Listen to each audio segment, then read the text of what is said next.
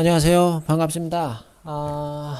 예전에 좀 몇 년 된 얘기 같은데 제가 그 다른 채널하고 이렇게 조인을 해서 그 예전에 그 저 태어나기도 전인 것 같아요. 근데 그 전설적인 그 복싱 챔피언 하셨던 왜 홍수환 선생님이라고 계시잖아요. 그분 하시는 그 체육관을 간 적이 있어요. 그래 가서 이것저것 뭐 자세도 배우고 그랬는데 그 가서 이제 너 자세를 한번 잡아봐라 그래가지고 이렇게 뭐 자세를 잡았지요. 그랬더니 그분이 저한테 그러세요. 아니 권투를 하는 사람이 똑바로 앞을 봐야지 왜 고개를 옆으로 돌리고 있어? 앞을 봐 앞을 그러시더라고요. 그래서 이렇게 제가 옆을 본다고 내가 이렇게 거울을 이렇게 보니까 진짜 이렇게 약간 옆을 보고 있어요. 옆을. 그게 아마 이렇게 이 복싱의 자세라는 것 자체가 이렇게 약간 옆으로 이렇게 45도 각도 틀어져 있는 게 기본 자세다 보니까 거기서는 앞이 이렇게 되는 거잖아. 근데 우리가 이제 고개를 의식적으로 이렇게 돌려야 된다. 뭐 이제 그런 말씀을 하시려고 그랬던 것 같아요. 그래서 이제 뭐 진짜 그렇게 옆을 보고 있더라고요. 거울을 보니까. 그래서 다른 것도 이제 뭐 여러 가지를 가르쳐 주시고 그랬지만은 저는 제가 어쨌든 제가 권투에서 먹고 사는 사람은 아니다 보니까 다 잊어버렸습니다. 죄송하지만. 근데 똑바로 앞을 보라.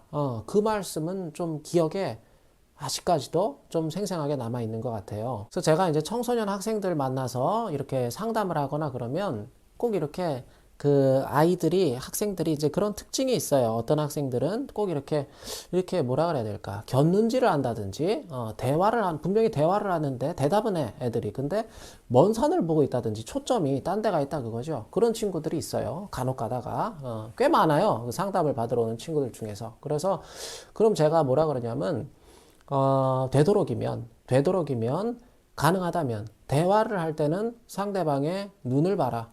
째려보라는 게 아니라 막 이러고 보라는 게 아니라 우리 이 살짝 밑에 여기 소위 우리가 다크서클 존이라 그러는 데 있죠. 거기를 봐라.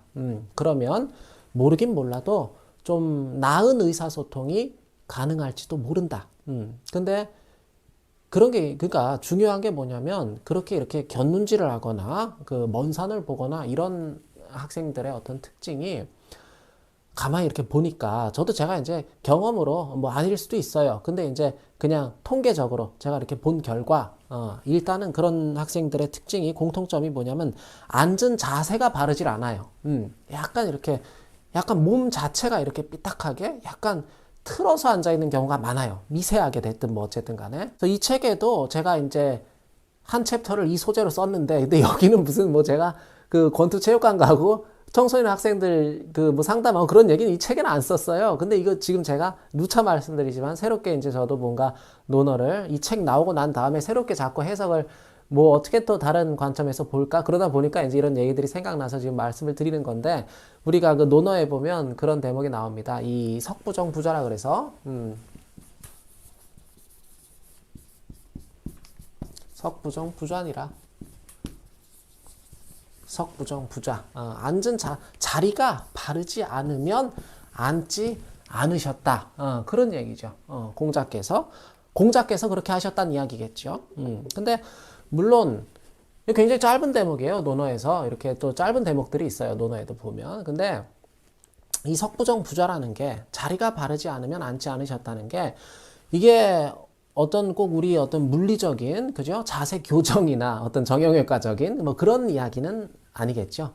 그 뭐라 그럴까 뭐 그렇게 볼 수도 있지만은 그런 그것만을 함축하고 있지는 않을 것이다 그거죠. 근데 우리가 자리가 바르지 않으면요 일단 바른 자리에 내가 있지 않으면 바르게 볼 수 없는 거는 사실인 것 같아요.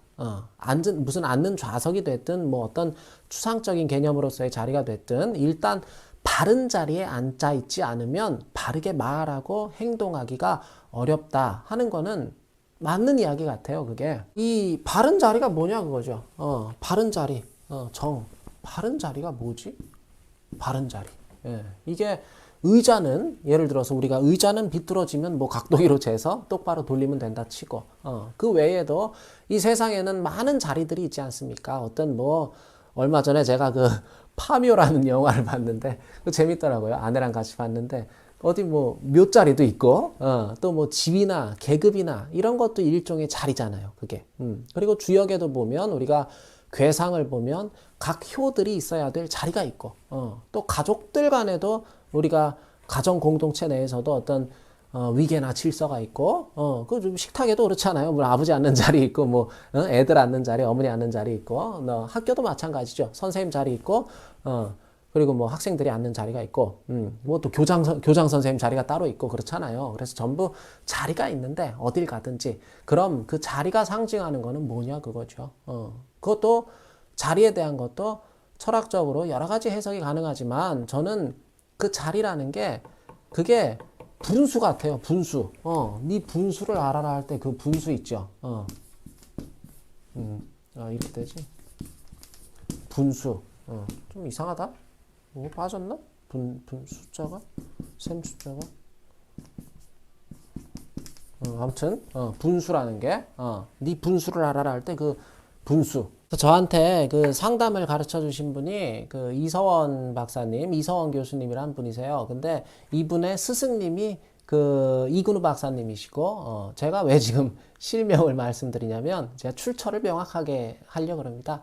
저도 제자로서 예의를 지켜야 되기 때문에, 뭐, 선생님들 생각을 제 생각처럼 말하는 거는 예의가 아닌 것 같고, 그래서 이서원 교수님하고 그 이근우 박사님하고 두 분이 같이 쓰신 공저 책이 하나 있어요. 근데 그 책에 보면 그 이근우 박사님이 그런 말씀 하시더라고요. 당신께서 응급실에 근무하실 때 느끼셨던 점을 이렇게 쭉 그 쓰신 부분이 책에 나오는데, 응급실에, 이분이 의사셨으니까, 응급실에 환자들이 실려오면 제일 먼저 묻는 게 그거래요. 1. 여기가 어디예요? 2. 지금이 언제예요? 3. 제가 누구죠? 요 세 가지를 응급실에 실려온 사람들이 가장 많이 물어본대요. 그 이근우 박사님 같은 경우에는 이 세 가지, 나는 누구고 여기는 어디고 지금은 나는 누구고 여기는 어디고 지금이 언젠가, 그 세 가지를 정확하게 알고 있다면 그 사람은 그게 분수를 아는 사람인 것 같다. 그렇게 쓰셨는데 저는 그 말씀에 굉장히 공감이 되더라고요. 굉장히 현대적으로 분수를 잘 해석해 주신 것 같다는 생각이 들어서, 나는 누구고, 1, 한번 써볼까요? 1, 나는 누구, 2, 여긴 어디, 3, 지금은 내가 무엇을 해야 할 때인가. 요 세 가지. 이 세 가지가 분수다 그거죠. 이걸 아는 게. 나는 누구고, 여기는 어디고, 지금은 내가 뭘 해야 될 때인가. 이 세 가지를 아는 게 그게 분수를 아는 것이다. 그러니까 내가 있어야 될 자리를 안다는 것은 나는 누구고, 여기는 어디고, 지금은 내가 뭘 해야 될 때인가. 이 세 가지를 정확하게 알고 있는 사람. 그게 자리를 아는 사람이다. 이 세 가지를 파악하고 있어야 비로소 나의 바른 자리를 찾을 수 있게 되는 거 아닐까?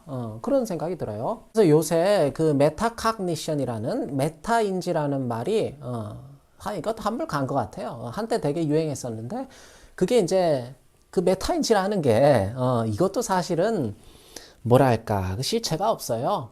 이거를 말을 이렇게 만들어 놓은 것 뿐이지 정확하게 이거를 어떻게 개념적으로 설명하기가 굉장히 어렵습니다. 근데 어쨌든 뭐 비교적 그 메타인지라는 언어가 표현하고자 하는 어떤 개념적인 내용을 비교적 그래도 정확하게 짚은 게 내가 나를 볼 수 있는 힘이다.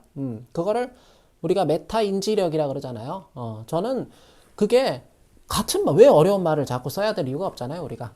그게 스스로 나의 분수를 아는 일, 거의 같은 말 같아요. 그게 메타인지력. 그러니까 스스로 자신의 분수를 정확하게 알 수 있는 능력, 그게 메타인지다 그거죠. 나는 누구고, 여기는 어디고, 지금은 내가 뭘 해야 될 때인가. 이 세 가지 질문에 명쾌하게 대답하기가 이게 별거 아닌 것 같지만 사실 참 어려워요. 어려운 것 같아요. 쉽지 않은 것 같고, 이게 또 왜냐하면 이게 다른 사람들의 공감과 동의의 영역으로 넘어가게 되면 쉽지 않은 일이 된다 그거죠. 예컨대 저는 제갈건이고 나는 제갈건이고 여기는 지금 스튜디오고, 지금 나는 방송을 해야 될 때이다. 뭐 촬영을 해야 될 때이다. 했을 때, 누군가 저한테, 정말이야? 그 근거가 뭔데? 누군가 물어온다면, 그 근거까지도 어느 정도는 제시할 수 있어야지, 그제서야 내 분수는 이게 자타 공인이 되는 겁니다. 그제서야. 예. 내 분수가 그제서야 성립이 될 수 있다 그거죠. 진짜 메타인지는 그때 가능해지는 거죠. 예. 사실 분수를 알라, 네 분수를 알아라. 우리가 메타인지를 잘해야 됩니다. 그게 말은 굉장히 쉽지만 분수를 실천하고 메타인지를 제대로 실천하기란 그거는 상당히 어떻게 보면 불가능에 가까울 정도로 어려운 일이 아닌가 싶어요.